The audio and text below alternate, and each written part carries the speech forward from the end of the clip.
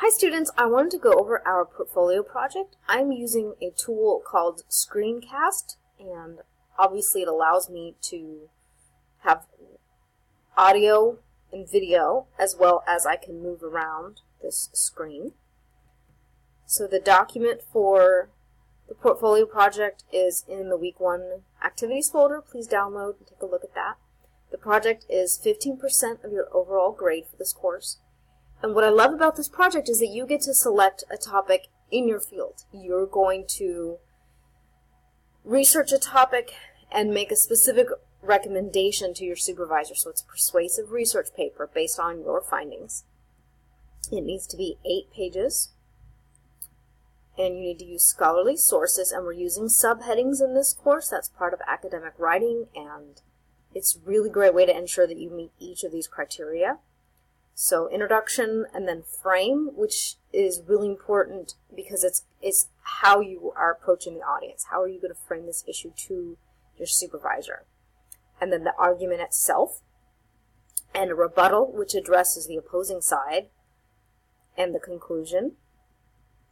You need to use APA formatting, so please refer to the APA guide.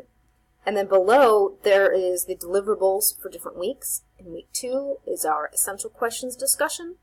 That's where you're going to select your topic, and you'll receive some feedback from me, but it's really, kind of an exploratory discussion. It's an added discussion to the week.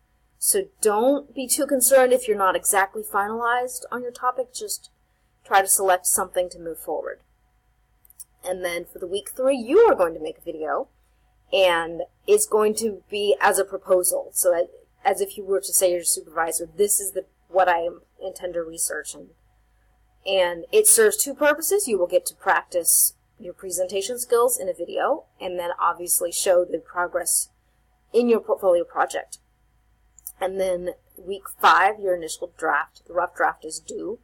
And you'll see in the directions that the rough draft needs to be 4 pages, and of course the final needs to be 8. So it's really just an opportunity for me to give you feedback on the direction you're going. It doesn't need to be a complete draft, although I encourage students to do as much as possible. Week 5, your final submission needs to be submitted to your e-portfolio. And then in week 7.5, we will do a reflection. And down below, you'll see there's a rubric for the portfolio project.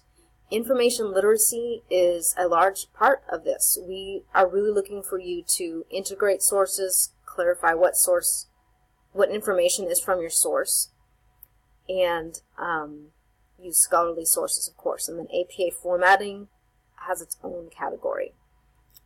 And you'll notice writing and tone is 20% of the grades, 20 points. We are really looking for you to develop a professional academic tone as if you were actually presenting this to a supervisor. And then below that is the rubric for the reflection. So please take a look at this, save it, try to get started on some ideas so that you have time to ask any questions about the direction of your paper.